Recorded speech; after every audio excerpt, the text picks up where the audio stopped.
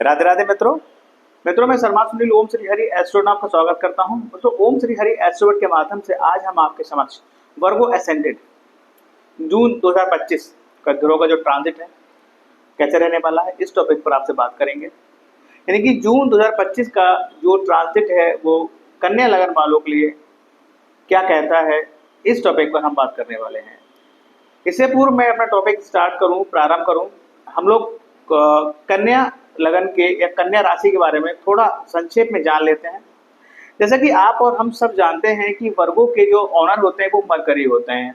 I mean to से कन्या राशि या कन्या लगन के जो ऑनर होते हैं वो बुध देव जी होते हैं, और मरकरी जो है वो व्यापार के कारक हैं, बुद्धि के कारक हैं। ऐसे लोग जो कन्या लगन के होते हैं वो बड़े वाक्यपटु होते हैं, बात करने में बहुत चतुर होते हैं। इनमें एक जो विशेषता होती है ना, एक मुख्य विशेषता वो ये होती है कि अगर वर्गों वाली कोई फीमेल है तो वो कम बजट में आपका घर चला लेगी। मतलब लो बजटिंग वाले पर्सन होते हैं, यानी कि लो बजट में एक अच्छा आपको मैनेजमेंट तैयार करके ये लोग दे देते हैं। इस तरीके की पर्सनालिटी होती है। द्विस्वभाव राशि है, बात बहुत करते हैं, मित्र बहुत बनते हैं, जिस कारण के शत्रु भी उनमें दो चार खड़े हो जाते हैं। इस तरीके के लोग होते हैं। अगर ये लोग थोड़ा बोलना कम कर दें, लिमिट में टॉक करें सामने वाले से, तो ये इनके लिए बहुत ज़्यादा फायदेमंद हो सकता है। व्यापारिक बुद्धि होती है इनकी। आइए मित्रों, बात करते हैं वर्गो असेंडेंट जून 2025 का जो गोचर है वो क्या कहता है।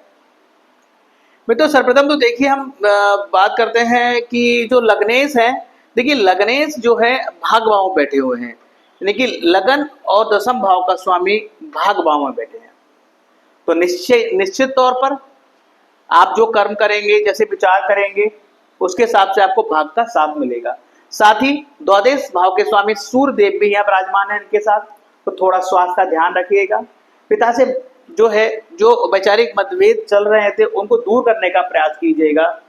अगर आप ये सब करेंगे तो आपका भाग का अच्छा सपोर्ट मिलेगा और आपको जो है उसके पॉजिटिव रिजल्ट भी प्राप्त होंगे। इसके अलावा बात करते हैं, देखिए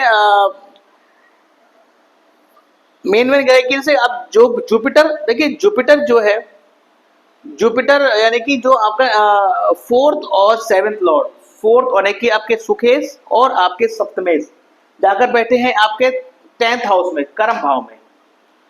तो और वो जो है अपने ही भाव को देख रहे हैं, यानी कि जो भूमि भवन का भाव है, सुख का भाव है, माता का भाव है। तो निसंदेह अगर आप लोग इस पीरियड में घर बनाने की सोच रहे हैं तो देखिए जुपिटर ये काम में दिखा रहा है होते हुए कि कहीं ना कहीं आप ये चीज जो है घर बनाने की अगर सोच रहे हैं, अगर लेने की सोच रहे हैं, तो ये योग बना हुआ है। लेकिन थोड़ा सावधान रहना पड़ेगा क्योंकि आपके जो मंगल है उनकी पोजीशन अच्छी नहीं है। तो प्रॉपर्टी का डील करते समय आपको सतर्क रहना पड़ेगा, सावधान रहना पड़ेगा। उसके बाद ही आप प्रॉपर्टी की डील करें। इसके अलावा देखिए सप्तमेश जो कि आपके मार्केश हैं, ये आपके 10th हाउस में बैठे हैं। तो कहीं ना कहीं ये पीरियड में, और यहाँ ये जो है आपके जुपिटर मिनिमम 18 अक्टूबर तक यहाँ विराजमान है। वैसे तो 1 साल का पीरियड इनका होता है, 1 साल 1 महीना, लेकिन फिलहाल तो अभी तक अगर बात की जाए जो सिचुएशन है वो 18 अक्टूबर तक यहाँ विराजमान है। तो ये जो सिचुएशन है सप्तमेश का मार्केश होकर आपके 10th हाउस में बैठेंगे तो कहीं ना कहीं आपके जो बॉस हैं, आपके वर्किंग प्लेस में जो आपके बॉस हैं उनसे आपके जो संबंध, रिलेशन थोड़े से प्रतिकूल होते हुए दिखाई दे रहे हैं। तो इस चीज का ध्यान रखें। अगर साथ ही साथ देखिए यहाँ पर पत्नी का सहयोग भी आपके कर्म क्षेत्र में, कर्म स्थान पर दिख रहा है। इसके अलावा अगर बात की जाए मंगल की, देखिए मंगल जो है आपके अष्टमेश और आपके तृतीयेश, यानी कि आपके आयु भाव के स्वामी और आपके जो है तीसरे भाव के स्वामी, यानी कि तीसरा भाव जो होता है वो आपके सिबलिंग का होता है, पड़ोसियों का होता है, आपके स्वयं के निर्णयों का भाव होता है, आपकी मेहनत का भाव होता है। और मंगल नीच के हैं और वो बैठे हैं आपके 11th हाउस में। अष्टमेश का 11th हाउस में बैठना अच्छा है, लेकिन वो जो है कमजोर है तो देखिए सिचुएशन ये हो सकती है। और निर्णय के भाव के स्वामी में है तो कहीं ना कहीं ये पॉसिबिलिटी है कि भाई भूमि भवन प्रॉपर्टी को लेकर, हालांकि कर्क राशि में मित्र राशि में है, भूमि भवन या प्रॉपर्टी को लेकर कहीं ना कहीं कोई विलंब से निर्णय लेने में या किसी मित्र के द्वारा कोई गलत डील कराने से मतलब नुकसान यहाँ दिख रहा है। साथ ही साथ अपने स्वास्थ्य का भी आप ख्याल रखें क्योंकि वो नीच के हैं और एकादश भाव आपको आर्थिक संपन्नता तो देता है लेकिन साथ ही साथ आपको शारीरिक कष्ट भी प्रदान करता है, तो इस चीज का विशेष ध्यान रखें, मंगल की रेमेडीज करते रहें। इसके अलावा बात करते हैं देखिए शुक्र देव की। शुक्र जो है आपके भागेश और द्वादेश, तो भागेश और द्वितीयेश यानी कि भाग भाव के स्वामी और धन भाव के स्वामी बैठे हैं अष्टम भाव में। तो ये जो सिचुएशन है अष्टम भाव में बैठे हैं, भाग्येश का अष्टम भाव में बैठना, अगर आप अभिनय के क्षेत्र से जुड़े हुए हैं, मॉडलिंग करते हैं या फिर अष्टम भाव के जो भाव है जैसे एस्ट्रोलॉजर हैं आप, सर्जिकल इक्विपमेंट का काम है, उद्योग धंधे हैं आपके, तो कहीं ना कहीं ये पोजीशन अच्छी है, आपको आर्थिक जो है दृष्टिकोण से आर्थिक लाभ होते हुए दिख रहा है। इसके अलावा जो रुका हुआ धन है आपका वो मिलता हुआ यहाँ दिख रहा है। इसके अलावा देखिए बात करते हैं हम केतु की। देखिए केतु और राहु का जो एक्सिस है वो आपके छठे और द्वादश भाव में है। छठे भाव का जो राहु है वो अच्छा माना जाता है क्योंकि यहाँ पर ये एक तो आपको शत्रुहंता बनाता है, यानी कि जो अभी तक सिचुएशन चल रही थी, जो शत्रु आपके हावी थे, अब राहु के यहाँ आने से अगले डेढ़ साल तक आपके शत्रु हल्के हल्के ढीले पड़ेंगे और आप उन पे हावी होते हुए नजर आएंगे। यानी कि आप अपने शत्रुओं के हर एक बाण का जवाब आप जो है उनको देंगे और उन पर विजय प्राप्त करेंगे। साथ ही साथ ये जो भाव है नौकरी का भाव है, यानी कि जो लोग जो जातक कन्या लगन के ये जातिकाएं विदेश में नौकरी के लिए सर्च कर रहे हैं, ट्राई कर रहे हैं, तो निसंदेह ये जो पीरियड है इसमें डेढ़ साल में आपको कहीं ना कहीं विदेश में नौकरी मिलने के चांसेस हैं। और ये इसके अलावा जो लोग कंपटीशन की तैयारी कर रहे हैं, गवर्नमेंट जॉब की, यूपीएससी वगैरह की तैयारी कर रहे हैं, तो ये पीरियड है डेढ़ साल का। इस डेढ़ साल में ये आपकी जो है कंपटीशन में सक्सेस रेट को बढ़ाता है। निसंदेह राहु यहाँ पर जो है अच्छा आपको रिजल्ट देगा। केतु का 12th हाउस में एक्सेस होना, कहीं ना कहीं धार्मिक कार्य में जो है आप लगेंगे और धार्मिक कार्य में धन का व्यय होगा। अब देखिए 7th हाउस में शनि देव विराजमान है, यानी कि पंचमेश और षष्ठेश होकर सैटर्न बैठे हैं आपके 7th भाव में। देखिए 7th भाव का शनि आपके वैवाहिक जीवन के लिए अच्छा नहीं माना गया है। यहाँ का शनि देखिए आपके वैवाहिक जीवन में एक कह लीजिए कि आपका जो स्पाउस है वो पहले से ज्यादा आपका मैच्योर दिखेगा और बात में आपको एडवाइस करेगा, थोड़ा गंभीर दिखेगा। इसके साथ साथ देखिए वैवाहिक मतलब आपके जो स्पाउस है उनके साथ जो आपकी बातचीत में थोड़ी कमी करेगा। तो मेरी एडवाइस यही है कि अगर बातचीत में कमी होती है तो दूरियां बढ़ेंगी, इस तरह की चीजें और तनाव युक्त हो सकते हैं। तो आप अपने स्पाउस से अपनी बातें शेयर करें, उनकी भावनाओं को, उनकी बातों को सुने समझें, ताकि जो है आपके वैवाहिक जो जीवन है उसमें कलह की स्थिति उत्पन्न ना हो। अदरवाइज यहाँ पर ये अत्यधिक जो है कड़वाहट आपसी रिश्ते में दे सकता है। इसके अलावा बात कर लेते हैं जो परिवर्तन हो रहा है ग्रहों का। देखिए सूर्य देव विराजमान है, यानी द्वादश भाव का स्वामी जो है आपके भाग भाव में। ये कब तक विराजमान है? ये 14/6/25 तक, यानी कि 14 जून तक यहाँ तक भाग भाव में बैठे हुए हैं। तो ये जो 14 जून का जो समय है, कहीं ना कहीं ये पॉसिबिलिटी है देखिए पिता से वैचारिक अगर मतभेद है तो उनको थोड़ा सुधारिएगा। साथ ही हो सकता है कि पिता का स्वास्थ्य को लेकर कोई इश्यू हो तो उस पर खर्चा हो जाए। स्पिरिचुअल यात्राएं पिता के साथ आप कर सकते हैं, उस पर धन का व्यय हो सकता है। इसके अलावा जैसे ही सूर्यदेव 15 जून को यहाँ आ जाएंगे आपके 10th हाउस में, तो कहीं ना कहीं आपके कर्म क्षेत्र पर आपके पिता का सहयोग दिखेगा। साथ ही साथ क्योंकि द्वादश भाव के स्वामी भी हैं, द्वादश भाव के स्वामी का दसम भाव में बैठना ये इंगित करता है कि अगर जन्म पत्रिका में आपकी सन का प्लेसमेंट अच्छा है तो आपको कहीं ना कहीं आपके काम धंधे से रिलेटेड आपको विदेश से लिंक करेगा, विदेशी यात्रा करा सकता है। इसके अलावा अगर सन की पोजीशन अच्छी नहीं है आपकी बर्थ चार्ट में तो कहीं ना कहीं आपकी अकाउंटेबिलिटी बढ़ाएगा, आपके काम धंधे में अवरोध देगा, हानि देगा, सरकारी पनिशमेंट दे सकता है। इस तरह की सिचुएशन यहाँ पर ये बन रही है। इसके अलावा देखिए अब बात करते हैं मंगल के। देखिए मंगल कर्क राशि में 6 जून तक रहने वाले हैं, यानी कि 6 जून तक जो है आपके आयुष एकादश भाव में है, आपके थर्ड भाव के स्वामी आपके एकादश भाव में है, नीच के हैं, कमजोर हैं। तो 6 जून तक का जो समय है वो आपके स्वास्थ्य के लिए ठीक नहीं है, या फिर आप जो निर्णय लेंगे उनमें विलंब होगा, या फिर निर्णयों के वजह से आपको हानि हो सकती है। किसी मित्र के द्वारा किसी प्रॉपर्टी को आप डील करें तो उसमें आपके साथ धोखा हो सकता है। इस तरीके की चीजें आपको हो सकती हैं। इसके अलावा 7 जून को जैसे ये 12th हाउस में जाएंगे और वहां ये समय बिताने वाले हैं, 27 जुलाई तक यहाँ रहेंगे, तो वहां पर 12th हाउस में मंगल प्लस केतु का योग हो जाएगा। तो मंगल प्लस केतु का योग जो हो गया 12th भाव में, अच्छा नहीं कहा जाएगा। प्रॉपर्टी के प्रति, प्रॉपर्टी की डील के प्रति आप बहुत सावधान हैं। पॉसिबल हो तो 17 जुलाई तक प्रॉपर्टी डील को डिनाई करें, उसके बाद निर्णय लें। अदरवाइज यहाँ पर क्या होगा कि देखिए केतु जो है सिक्रेसी के कारक होते हैं, यानी कि कोई ना कोई हो सकता है कोई आपको ऐसी प्रॉपर्टी चिपका दे जो इलीगल हो और जिसमें कोई डिस्प्यूट पहले से ही बना हो। कहने का तात्पर्य है कि धोखा आपको हो सकता है, तो थोड़ा सतर्क रहिए। छोटे भाइयों से संबंध अच्छे बना रखिएगा, क्योंकि पॉसिबिलिटी है छोटे भाई से संबंध आपके बिगड़ेंगे। कारण प्रॉपर्टी भी हो सकती है, कारण जो है कोई व्यापार कर रहे हैं तो उसमें सरकारी इंटरफेयर हो सकता है कि आप व्यापार कर रहे हैं, सरकारी इंटरफेयर हो गया तो उसमें इस तरह की चीजें हो गई कि भाई नहीं आपने ऐसा किया तो ये हमें पनिशमेंट मिला, हमारे व्यापार घाटे में जा रहा है। इस तरह की चीजें यहाँ रह सकती हैं।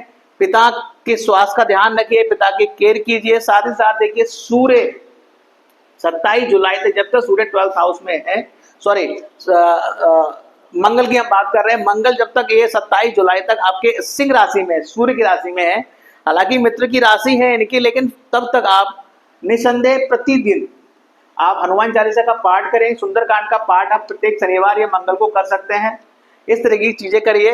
मंगल के वैदिक मंत्रों का जाप कर सकते हैं, ओम क्राम क्रीम क्रोम सा भौमाय नमः, इसका जाप आप 108 बार कर सकते हैं। मंगलवार दिन सुबह में उठकर ये कर सकते हैं। बात करते हैं देखिए आपके अब बुध की बात करते हैं। देखिए जो आपका लग्नेश है भाग भाव में है, भाग का पूर्ण सहयोग आपको मिल रहा था और ये जो है 5 जून तक यहाँ है। जैसे ही 6 जून आएगा ये कर्म भाव में आ जाएंगे, अपने भाव में आ जाएंगे। तो देखिए 10th लॉर्ड का अपने ही भाव में बैठना, और वो आपके लाभ जो है लग्नेश भी है और अब कर्मेश भी है, तो कहीं ना कहीं दसम भाव आपका मजबूत होगा। वो कार्य जो आप सोच रहे थे बहुत समय से अपने कार्य क्षेत्र में करने के लिए, या फिर वो प्रमोशन या फिर बिजनेस में वो आपके क्या कहते हैं इंक्रीजमेंट, बिजनेस में प्रॉफिट, तो वो आपका ड्रीम या पूरा होता हो दिखेगा। इसके अलावा जैसे ही आपके मरकरी देखिए 22 यहाँ पर 21 जून तक रहेंगे। जैसे ही 22 जून आएगा ये आपके 11th हाउस में आ जाएंगे। तो लग्नेश का आय भाव में बैठना आर्थिक दृष्टिकोण से बहुत फायदेमंद होगा, आपको भरपूर आर्थिक सहायता, आर्थिक लाभ प्राप्त होगा। इसके अलावा देखिए बात करते हैं हम शुक्र की। देखिए शुक्र देव जो है वो 28 जून तक मेष राशि में है। जैसे ही 29 जून आएगा वो आपके अपने ही राशि में भाग भाव में आ जाएंगे। भागेश का भाग भाव में बैठना ये अपने आप में बहुत ज्यादा एक अच्छा योग है। शुक्र जब भी अपने यहाँ बैठेंगे तो आपके भाग को प्रबल करेंगे, पत्नी के साथ स्पिरिचुअल यात्रा कर सकते हैं। कहीं ना कहीं भाग्य का सपोर्ट में आपके पत्नी का या किसी स्त्री का सहयोग मिलता हुआ दिख रहा है, इस स्थिति बहुत ज्यादा अच्छी है। इसके अलावा देखिए बात करते हैं कि इस महीने जो है हेल्थ इशू की बात करते हैं कि 16 से 17 तारीख 16-17 जून को आपका हेल्थ थोड़ा डाउन रहेगा। साथ ही साथ देखिए जब तक ये बुध सूर्य के साथ है हेल्थ इशू रह सकता है, ठीक है, कोई मेजर डिसीजन आप ना लें। स्ट्रेस देखिए 1, 3, 16, 17, 29 और 30 जून, ये जो स्ट्रेस की तिथियां मैंने लिखी हैं 1, 3, 16, 17, 29 और 30 जून, ये तिथियां इन डेट्स में आपको स्ट्रेस अधिक फील होगा। साथ ही साथ जो एक्सपेंसेस डे हैं आपके, मतलब जहां आप वो जिन दिनों में आप बिना सोचे समझे अत्यधिक खर्च कर देंगे, वो डेट्स हैं 1, 3, 29 और 30 जून। इन तिथियों को नोट कीजिएगा और इसको दिमाग में रखिएगा कि अगर 1 तारीख, 3 तारीख, 29 तारीख और 30 जून को ऐसी कोई स्थिति बन रही है कि आपको बहुत ज्यादा खर्च करना पड़ रहा है, तो थोड़ा सा रुक जाएगा, सोच समझ के बुद्धि विवेक का पूर्णतः उपयोग करके ही धन व्यय कीजिएगा। अदरवाइज वो धन व्यय होने के बाद आपको ऐसा फील होगा कि भाई आपको कि वो बेकार में हमने पैसा खर्च कर दिया, नहीं करना चाहिए था। इस तरह की चीजें रह सकती हैं। अब देखिए बात करते हैं चतुर्थी की, तो संकष्टी चतुर्थी और जो है वो 14 जून की है और विनायक जो है वो 28 जून की है। मंगल की स्थिति आपकी ठीक नहीं चल रही। देखिए मंगल आपके आय भाव के स्वामी हैं और आपके जो है थर्ड आपके शिवलिंग है, छोटे भाई बहन हो गए, पड़ोसी हो गए, या अगर आप IT मल्टीमीडिया से के कामों से जुड़े हुए हैं तो वहां के स्वामी भी हो गए। घर में प्रॉपर्टी को लेके विवाद है, छोटे भाई से अनबन रहती है, ब्लड बीपी का रक्तचाप का इशू है, बीपी का इशू है, चोट चपेट लगती रहती है। इस तरह की चीजें अगर है, देखिए ओवरऑल कहने का तात्पर्य यह है कि मंगल आपको, देखिए ट्रांजिट में मंगल की पोजीशन तो इस समय अच्छी नहीं है और 27 जुलाई तक अच्छी रहने वाली भी नहीं है। तो according to transit, on the basis of transit भी आपको गणेश उपासना करनी चाहिए। संकष्टी और विनायक चतुर्थी का आपको व्रत रखना चाहिए। इस दिन आपको गणेश मंदिर जाना चाहिए, गुरु को लड्डू का भोग लगाना चाहिए, उनसे उनकी पूजा अर्चना करनी चाहिए, उनसे क्षमा याचना करनी चाहिए, उनके चरणों में दुर्वा अर्पित आपको करनी चाहिए। और हो सके तो आप मंगल के बुध के जो है वैदिक मंत्रों का जाप भी कर सकते हैं। और साथ ही साथ देखिए संकटनाशक का स्तोत्रम का पाठ कर सकते हैं। इस तरह की चीजें भी आप कर सकते हैं, तो उससे मंगल की नेगेटिविटी बहुत हद तक आपको जो है कम होती दिखेगी। साथ ही देखिए आपके अष्टम भाव से आपको पॉजिटिव रिजल्ट मिलना स्टार्ट होगा और थर्ड हाउस से आपको पॉजिटिव रिजल्ट मिलना स्टार्ट हो जाएगा। बात करते हैं प्रदोष की। देखिए आपके जो एकादश मतलब जो आपके 11th लॉर्ड हैं, जो आपके क्या कहते हैं लाभेश जो है वो आपके चंद्रदेव हैं। अब देखिए 11th हाउस से रिलेटेड, यानी कि आप कोई भी काम करते हैं पूरी मेहनत से करते हैं, फुल एनर्जी से करते हैं, लेकिन आपको उसका रिजल्ट नहीं मिलता, उसका रिटर्न नहीं मिल रहा है, मन में स्टेबिलिटी नहीं है, डिसीजन आप लेने में बहुत कंफ्यूज रहते हैं, माता से संबंध अच्छे नहीं है, तो आप निश्चित तौर पर प्रदोष व्रत करें, जो कि आपके रवि और सोम दो नाम से महीने में 2 प्रदोष पड़ते हैं। रवि प्रदोष 8 जून को है, सोम प्रदोष 23 जून को है। इस दिन आप व्रत करिए, शिवालय जाइए, शिव जी को जलाभिषेक करिए, जल तथा दूध उन पर चढ़ाइए। और पॉसिबिलिटी अगर है तो, अगर आप कर सकते हैं, क्षमता है तो आप साल में कम से कम एक बार रुद्राभिषेक जरूर करें, ताकि आपका 11th हाउस से रिलेटेड जो भी नेगेटिविटी है, जो भी आपको पॉजिटिव रिजल्ट नहीं मिल रहे हैं, वो आपको मिलने शुरू हो और इस भाव की जो नेगेटिविटी है वो दूर हो। साथ ही साथ बात करते हैं अमावस्या की। देखिए 25 जून को अमावस्या है, दर्श अमावस्या है। आपकी जन्म पत्रिका में राहु का ट्रांजिट अच्छा नहीं है। देखिए यहाँ पर राहु का ट्रांजिट तो मेरे अकॉर्डिंग तो अच्छा है, लेकिन अगर बर्थ चार्ट में राहु आपका अच्छा नहीं है, दिक्कतें रहती हैं, राहु से अच्छे रिजल्ट नहीं मिल रहे, नुकसान हो रहे हैं, तो निश्चित तौर पर आप अमावस्या वाले दिन सुबह जल्दी उठें, ब्रह्म मुहूर्त में उठें, श्री विष्णु सहस्त्रनाम का पाठ करें, बहते जल में नारियल को बहा दें, प्रवाहित कर दें। अगर ये व्यवस्था ना हो तो यथाशक्ति मंदिर में नारियल दान कर सकते हैं। साथ ही अमावस्या वाले दिन पितरों के निमित्त ब्राह्मण तथा गरीब व्यक्तियों को खाना खिलाएं, भोजन खिलाएं, उनकी आर्थिक मदद करें। इस तरीके की चीजें करने से देखिए राहु जो है आपका जो नेगेटिव रिजल्ट दे रहा था वो कमजोर होगा और जीवन में सकारात्मकता आपके आएगी। इसके अलावा पूर्णिमा, देखिए पूर्णिमा एक विशेष दिन होता है, पूर्णमासी से कहते हैं। 11 जून को पूर्णमासी है, 11th हाउस है, मन अच्छा नहीं है, माता संबंध अच्छे नहीं है, काम करते हैं, मेहनत करते हैं, लाभ नहीं होता, प्रॉफिट नहीं होता, तो निसंदेह पूर्णमासी वाले दिन आप शाम को नहा धोकर चंद्रदेव को खुले आकाश के नीचे आप जल दें, 10 मिनट कम से कम नीले आसमान के नीचे बैठे और चंद्रदेव को खुली आंखों से निहारें। ये एक तरीके का मेडिटेशन होता है। जिससे क्या होगा, इसका जो रिजल्ट होगा वो बहुत पॉजिटिव होगा। एक तो आपका मन मजबूत होगा, स्टेबिलिटी मन में आएगी, कंफ्यूजन्स दूर होंगे, सही निर्णय लेने की क्षमता आएगी, साथ ही साथ आपके आपके जो 11th हाउस है इसमें सुधार होगा। इसके अलावा देखिए, गज केसरी योग इस माह 4, 12, 19 और 25 जो है जून को लगा हुआ है। तो देखिए, गज केसरी योग के बारे में मैं सदैव यही बोलता हूं, एस्ट्रोलॉजी में प्रमाणित बात है कि जन्म पत्रिका के अगर अच्छे भावों में गज केसरी योग विद्वान है जातक के, तो वो जातक बहुत थोड़ी सी मेहनत से फर्श से आस पर पहुंच जाता है। इसके अलावा देखिए, महीने के और दिन निकाल दीजिए और 4 तिथियां निकाल दीजिए जो कि हमने बताई हैं, 4, 12, 19 और 25 जून। इन तिथियों में आप देखेंगे आपके हाथ में मनी इनफ्लो बाकी दिनों की अपेक्षा अधिक होगा। इसके अलावा देखिए, यहां पर 2 चेंजेस देखिए और मैं देख रहा हूं। देखिए, बुद्ध देव जी जैसे ही यहाँ आएंगे, बुद्ध देव आएंगे आपके कर्क में। देखिए, बुद्ध देव जी कर्क में आएंगे आपके 22 जून को। 22 से 29 अगस्त तक बुद्ध देव जी जो है एकादश भाव में रहेंगे यहाँ। और आपके चंद्र देव जो है आपके मिथुन राशि में 24 से 26, 25 से और 26 मेनली, 24 को शाम को ट्रांसिट करेंगे तो 25-26 मेन होगा।